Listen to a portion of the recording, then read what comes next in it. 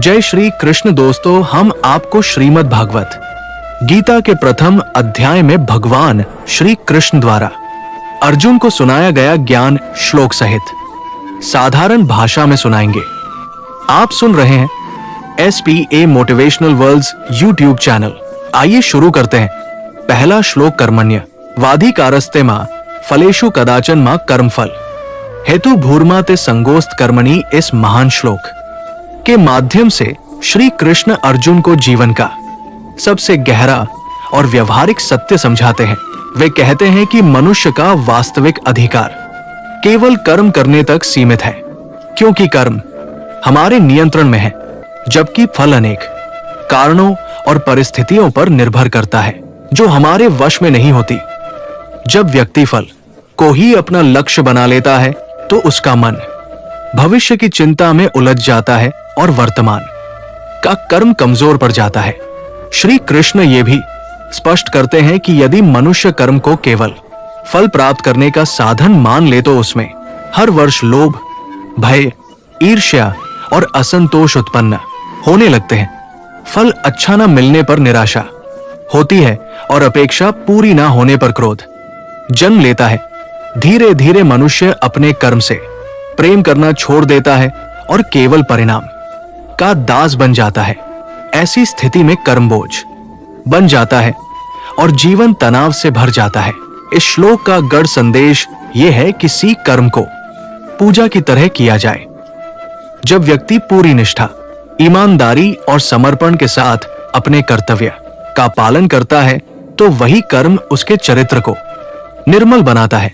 निष्काम भाव से किया गया कर्म मन को अहंकार से मुक्त करता है, क्योंकि उसमें मैंने किया या मुझे ये मिलेगा जैसी भावना नहीं रहती। यही निष्काम कर्म मनुष्य को भीतर से मजबूत और शांत बनाता है। श्री कृष्ण अर्जुन को यह भी चेतावनी देते हैं कि कर्म ना करने में या कर्तव्य से पलायन करने में शांति नहीं है।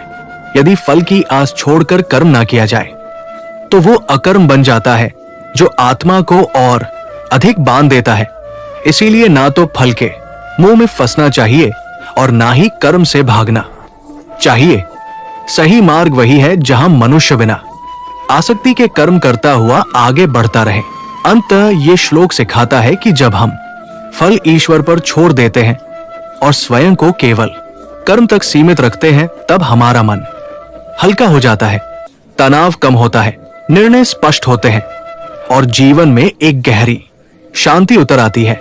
ऐसा कर्म न केवल बाहरी सफलता देता है बल्कि आंतरिक संतुलन और आत्मिक उन्नति का मार्ग भी प्रशस्त करता है। यही कारण है कि ये उपदेश केवल युद्ध भूमि के अर्जुन के लिए नहीं बल्कि हर युग के प्रत्येक कर्मशील मनुष्य के लिए अमूल्य है।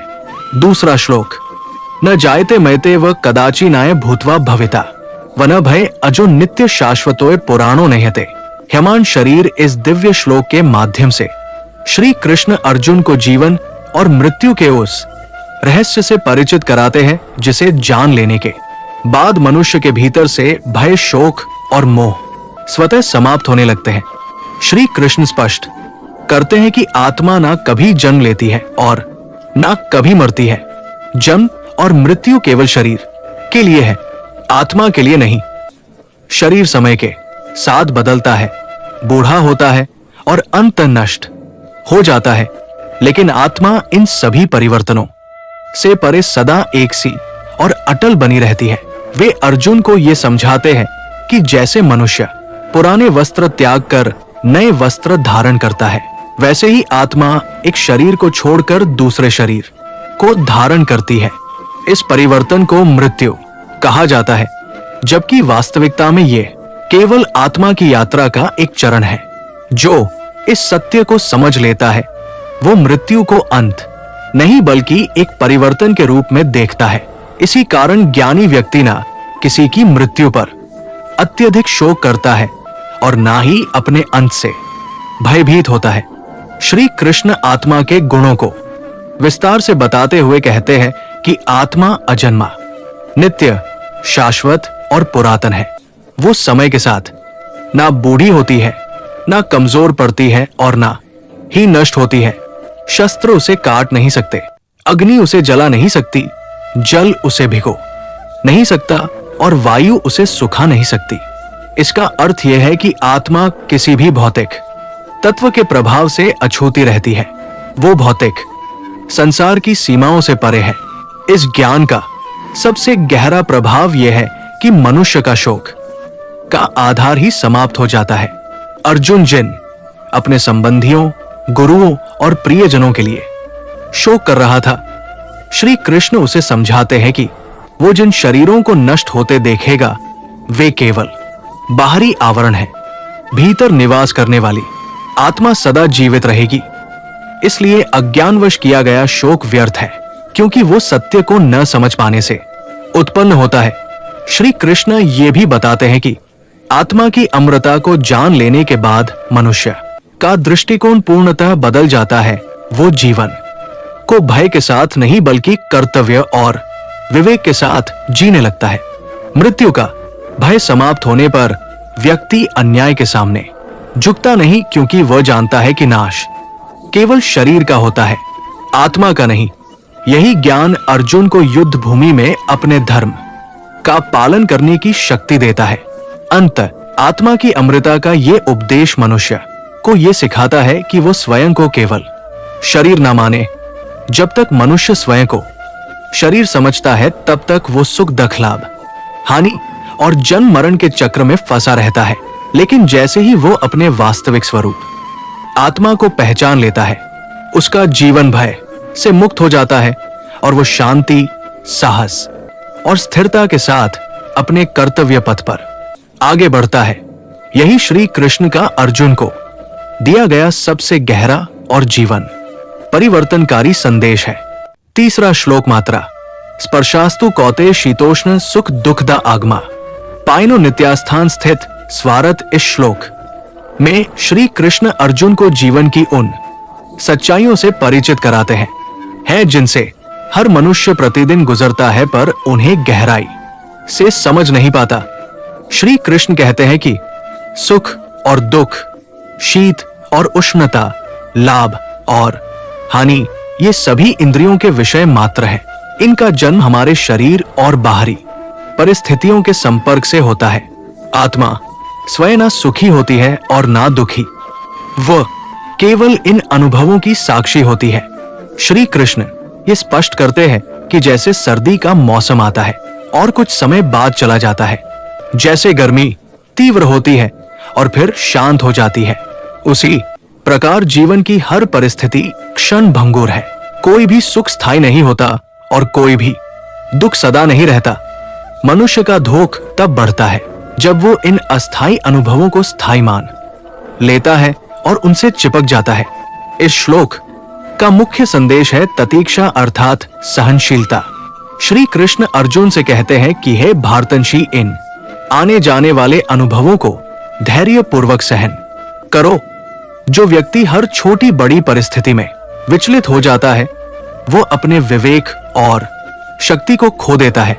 इसके विपरीत जो मनुष्य सुख में अहंकार और दुख में निराशा से बचा रहता है वही वास्तविक अर्थों में स्थिर बुद्धि वाला कहलाता है। श्री कृष्ण अर्जुन को ये भी समझाते हैं कि जीवन में संकट आने पर भागना या टूट जाना कायरता है। परिस्थितियां स्वयं नहीं बदलती बल्कि हमारा दृष्टिकोण उन्हें बदल देता है। जब व्यक्ति ये जान लेता है कि ये दोहक भी अस्थाई है तब उसका बोझ आधा हो जाता है। उसी प्रकार जब सुख आता है तो ज्ञानी व्यक्ति उसमें डूबता नहीं, क्योंकि वो जानता है कि ये भी सदा रहने वाला नहीं है। ये उपदेश केवल युद्ध भूमि के लिए नहीं बल्कि सामान्य जीवन के लिए भी अत्यंत उपयोगी है। अपमान, सम्मान, लाभ, हानि, सफलता, असफलता, यदि मनुष्य इन सबको समान भाव से स्वीकार करना सीख ले तो उसका मन एक बन जाता है। ऐसे व्यक्ति को कोई परिस्थिति तोड़ नहीं सकती, क्योंकि उसका आधार बाहरी दुनिया नहीं बल्कि आंतरिक स्थिरता होती है। अंततः श्री कृष्ण ये सिखाते हैं कि सहनशीलता कोई कमजोरी नहीं बल्कि आत्मिक शक्ति का प्रतीक है। जो व्यक्ति सुख दुख को समान भाव से सहन करता है वही जीवन की ऊंचाइयों को छूता है। यही संभव मनुष्य को शांति, संतुलन और आत्मिक उन्नति की ओर ले जाता है। यही इस श्लोक का गहन और कालजयी संदेश है। चौथा श्लोक राग। द्वेषतस्तु विषया इंद्रिय चरण आत्मवश्य विधेयात्मा प्रसाद मधि गच्छति। इस श्लोक में श्री कृष्ण मनुष्य के मानसिक बंधनों की जड़ पर प्रहार करते हैं। वे अर्जुन को बताते हैं कि मनुष्य का दुहक किसी बाहरी वस्तु या व्यक्ति से नहीं बल्कि राग और द्वेष से उत्पन्न होता है। जब कोई वस्तु, व्यक्ति या परिस्थिति हमें प्रिय लगती है तो उसके प्रति राग उत्पन्न होता है, और जब वही हमारे मन के अनुकूल नहीं रहती तो वही राग द्वेष में बदल जाता है। इसी राग द्वेष के चक्र में फंसकर मनुष्य अपना संतुलन खो देता है। श्री कृष्ण कहते हैं कि जो व्यक्ति इंद्रियों के विषयों के बीच रहते हुए भी उनसे बांधता नहीं, वही वास्तव में स्वतंत्र होता है। संसार को छोड़ना आवश्यक नहीं है, आवश्यक है आसक्ति का त्याग। ऐसा व्यक्ति वस्तुओं का उपयोग करता है पर उनका दास नहीं बनता। उसका सुख इस बात पर निर्भर नहीं करता कि उसे क्या मिला या क्या छिन गया, क्योंकि उसका आधार बाहरी नहीं बल्कि आंतरिक होता है। इस श्लोक में आत्मवश्य शब्द अत्यंत महत्वपूर्ण है। आत्मवश्य होने का अर्थ है अपने मन और इंद्रियों पर अधिकार। जब मनुष्य अपने मन के वश में हो जाता है तब परिस्थितियां उसे नियंत्रित नहीं कर पाती। ऐसा व्यक्ति ना प्रशंसा में फूलता है और ना निंदा में टूटता है।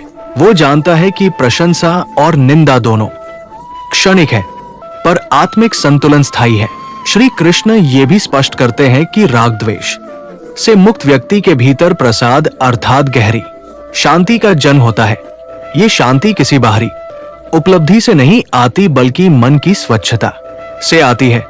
जहां राग नहीं होता वहां लालच नहीं होता, और जहां द्वेष नहीं होता वहां क्रोध नहीं होता। इस प्रकार मन धीरे धीरे हल्का, निर्मल और स्थिर हो जाता है। अर्जुन के संदर्भ में ये उपदेश अत्यंत महत्वपूर्ण था, क्योंकि उसका मन अपनों के प्रति राग और युद्ध के प्रति द्वेष से ग्रस्त हो गया था। श्री कृष्ण उसे समझाते हैं कि यदि वो इन भावनाओं के वश में निर्णय करेगा तो उसका विवेक नष्ट हो जाएगा, लेकिन यदि वो राग द्वेष से ऊपर उठकर अपने कर्तव्य को देखेगा तो उसका कर्म शुद्ध होगा और परिणाम भी कल्याणकारी होंगे। अंततः ये श्लोक हर मनुष्य को ये सिखाता है कि सच्ची स्वतंत्रता बाहरी नहीं आंतरिक होती है।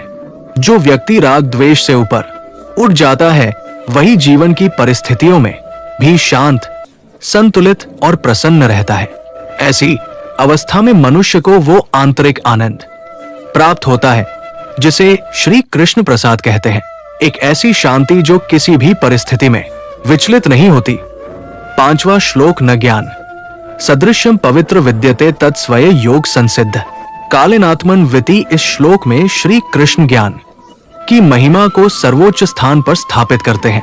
वे अर्जुन को बताते हैं कि इस संसार में ज्ञान से अधिक पवित्र, शुद्ध और उद्धारक कुछ भी नहीं है। बाहरी शुद्धता जैसे स्नान, व्रत, दान या आडंबर कुछ समय के लिए मन को शांति दे सकते हैं, लेकिन वे मनुष्य के भीतर जमी अज्ञान की परतों को नहीं हटा सकते। केवल सच्चा ज्ञान ही उस अंधकार को मिटा सकता है जो आत्मा और सत्य के बीच दीवार बनकर खड़ा होता है। श्री कृष्ण स्पष्ट करते हैं कि अज्ञान ही मनुष्य के सभी दुखों का मूल कारण है। जब मनुष्य स्वयं को केवल शरीर और इंद्रियों तक सीमित मान लेता है तब वह राग, द्वेष, भय और अहंकार में उलझ जाता है। ज्ञान उस दीपक के समान है जो इस अंधकार को एक क्षण में दूर कर देता है। ज्ञान मिलने पर मनुष्य ये समझने लगता है कि वो नश्वर शरीर नहीं बल्कि अमर आत्मा है। यही बोध उसके दृष्टिकोण को पूरी तरह बदल देता है। इस श्लोक में यह भी बताया गया है कि ज्ञान कोई बाहरी वस्तु नहीं है जिसे कहीं से खरीद लिया जाए। श्री कृष्ण कहते हैं कि यह ज्ञान योग संसिद्धि से प्राप्त होता है, अर्थात निरंतर अभ्यास, आत्म संयम, ध्यान और कर्म की शुद्धता से। जब मनुष्य अपने जीवन को अनुशासन में ढालता है और मन को स्थिर करता है तब समय के साथ वही ज्ञान उसके भीतर प्रकट होने लगता है। ये एक प्रक्रिया है जिसमें धैर्य और निरंतरता आवश्यक है। श्री कृष्ण ये भी संकेत देते हैं कि ज्ञान थोपा नहीं जा सकता। जब साधक योग्य होता है तब ज्ञान स्वयं उसके भीतर उदित होता है। जैसे सूर्य को बाहर से लाया नहीं जाता बल्कि बादल हटने पर वो स्वयं प्रकट हो जाता है, वैसे ही जब अज्ञान रूपी बादल हटते हैं तब आत्मज्ञान स्वतः प्रकाशित हो जाता है। यही कारण है कि वे कहते हैं कालीन आत्मनिवृत्ति अर्थात समय के साथ साधना के द्वारा मनुष्य अपने भीतर ही उस ज्ञान को प्राप्त करता है। ज्ञान का वास्तविक फल बाहरी उपलब्धियां नहीं बल्कि आंतरिक परिवर्तन है। ज्ञान प्राप्त व्यक्ति का आचरण बदल जाता है, उसकी वाणी में सौम्यता आ जाती है और उसका मन स्थिर हो जाता है। वो दूसरों को दोष देने के बजाय स्वयं को समझने लगता है। उसमें करुणा, क्षमा और विवेक का विकास होता है, क्योंकि वह जानता है कि सब प्राणी उसी एक सत्य के विभिन्न रूप है। अंततः ये श्लोक मनुष्य को ये सिखाता है कि सच्चा ज्ञान ही मुक्ति का मार्ग है। जब ज्ञान से मन शुद्ध होता है तब कर्म भी शुद्ध हो जाते हैं और जीवन स्वयं साधना बन जाता है। यही ज्ञान मनुष्य को अपने वास्तविक स्वरूप से जोड़ता है और उसे भय, मोह और अज्ञान से मुक्त कर देता है। यही कारण है कि श्री कृष्ण ज्ञान को सबसे पवित्र साधन बताते हैं, ऐसा साधन जो मनुष्य को भीतर से जागृत कर देता है और उसे पूर्णता की ओर ले जाता है।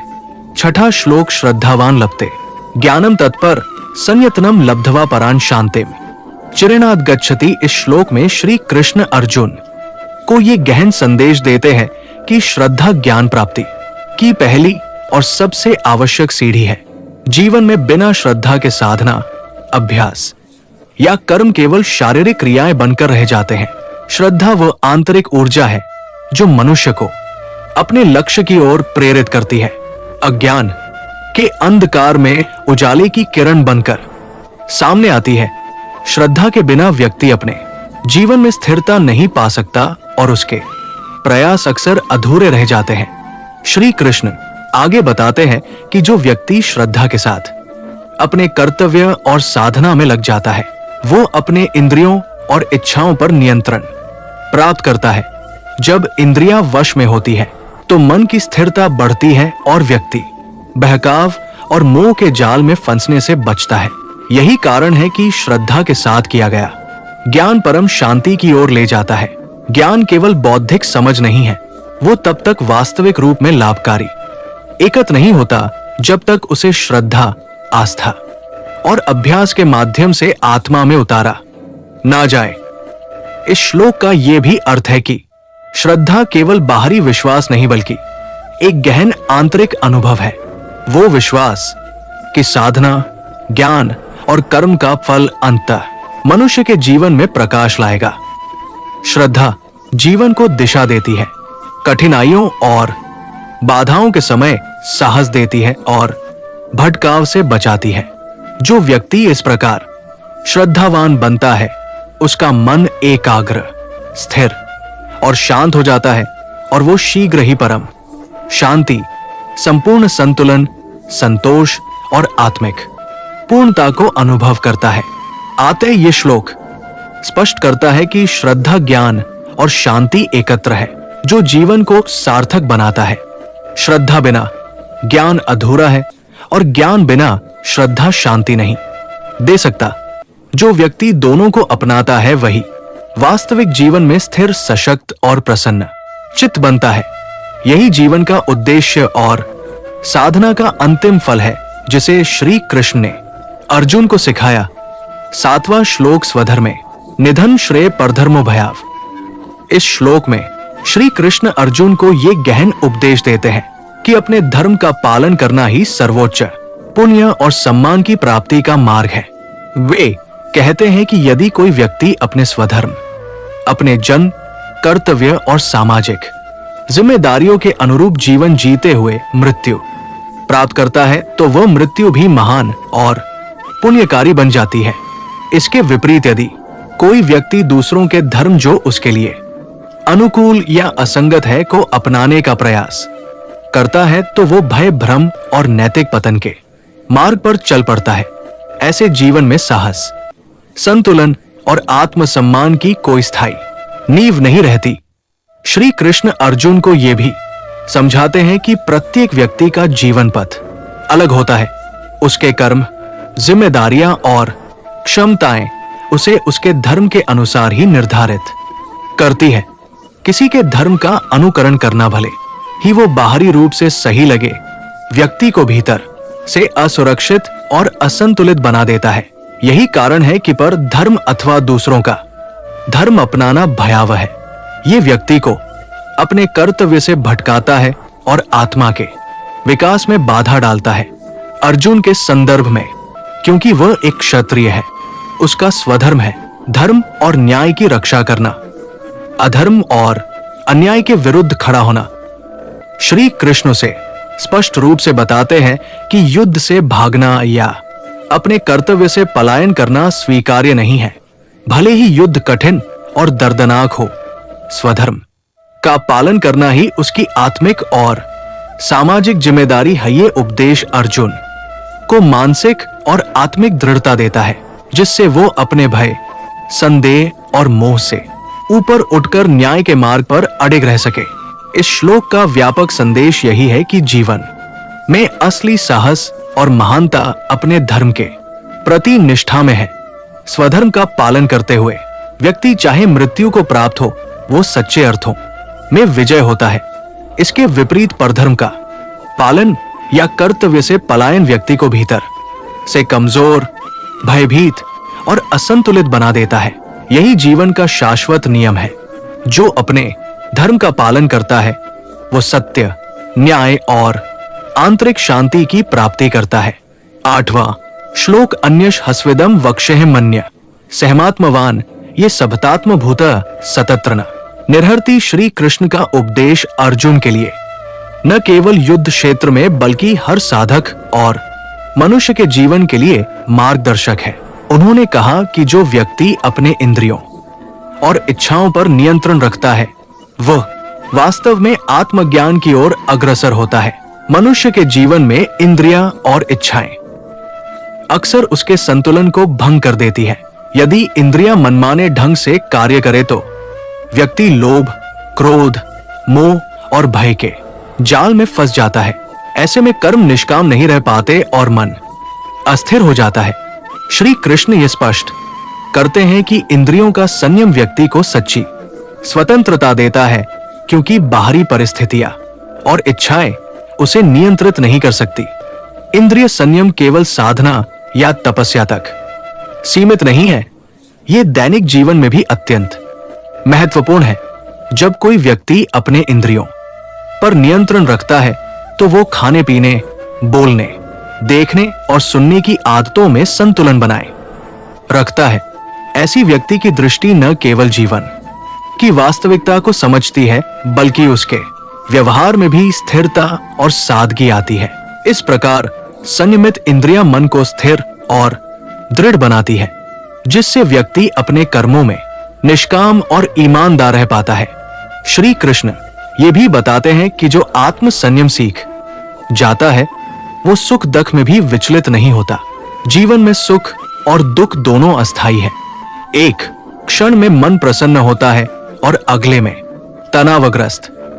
संयमित व्यक्ति अपने मन को इन परिवर्तनशील परिस्थितियों से प्रभावित नहीं होने देता। उसका ध्यान कर्म और धर्म पर रहता है, न कि परिणाम या बाहरी परिस्थितियों पर। इसलिए इंद्रिय संयम से जीवन में संतुलन और मानसिक स्थिरता प्राप्त होती है। अर्जुन के लिए यह उपदेश विशेष महत्व रखता है, क्योंकि वो युद्ध भूमि में अपने कर्म और धर्म के बीच उलझा हुआ था। श्री कृष्ण उसे समझाते हैं कि मन और इंद्रियों का नियंत्रण ही युद्ध में भी स्थिरता और साहस प्रदान करता है। इंद्रियों के बिना मन विचलित होता है, भय और मोह के कारण निर्णय क्षीण पड़ते हैं। इसलिए आत्मसंयम के माध्यम से अर्जुन न केवल युद्ध में बल्कि जीवन के हर संघर्ष में विजय हो सकता है। सच्चा ज्ञानी वही है जो लोकप्रियता, प्रशंसा या आलोचना से विचलित ना हो।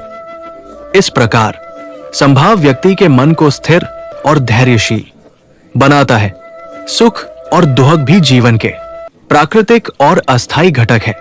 जैसे सर्दी और गर्मी आती और चली जाती है, वैसे ही जीवन में सुख और दुख भी आते जाते रहते हैं। श्री कृष्ण कहते हैं कि सच्चा संतुलन वही है जो सुख के समय अहंकार से ना बढ़े और दुहक के समय निराशा में ना डूबे। ऐसे व्यक्ति का मन परिस्थितियों के उतार चढ़ाव से प्रभावित नहीं होता और वह अपने कर्तव्यों और निर्णयों में निष्पक्ष रहता है। संभव की ये स्थिति केवल मानसिक स्थिरता ही नहीं बल्कि निष्काम कर्म और सही निर्णय की भी नियम है। जब व्यक्ति अपने मन और भावनाओं को बाहरी परिस्थितियों से प्रभावित नहीं होने देता, तब वो स्पष्ट दृष्टि और समझ के साथ कार्य कर सकता है। ऐसे व्यक्ति के कर्म निष्काम होते हैं क्योंकि वह कर्म के परिणाम की चिंता नहीं करता बल्कि अपने कर्तव्य और धर्म का पालन करता है। संभाव और निष्पक्षता का अभ्यास व्यक्ति को सामाजिक और पारिवारिक जीवन में भी संतुलन प्रदान करता है।